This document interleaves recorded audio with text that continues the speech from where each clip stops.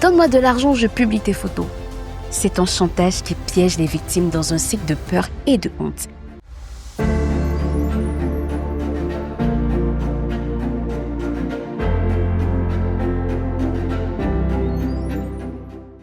Dans la vidéo précédente, nous avons découvert ce que sont les violences basées sur le genre facilitées par la technologie ou VBG-FT.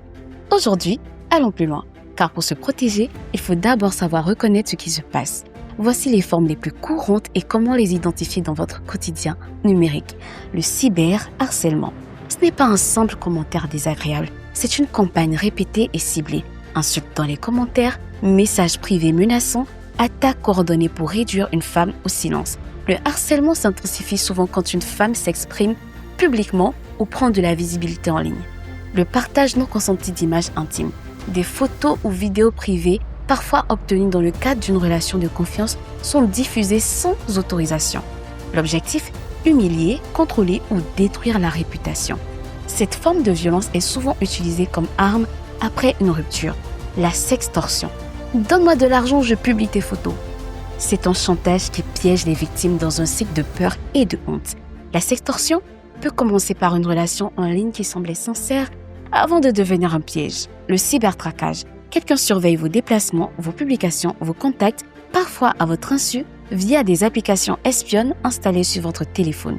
Vous vous sentez épié sans savoir par où cela vient. C'est un signe d'alerte. L'usurpation d'identité numérique. Un faux profil créé à votre nom avec vos photos pour envoyer des messages à vos proches, ternir votre image ou vous attirer des ennuis. La victime découvre souvent le problème trop tard quand les dégâts sont déjà faits. La manipulation affective en ligne. Une personne construit une fausse relation de confiance, parfois pendant des semaines ou des mois, dans le seul but d'obtenir des images intimes, de l'argent ou un accès à votre vie privée. Cette forme est particulièrement difficile à détecter car elle exploite les émotions. Ces violences ont toutes un point commun.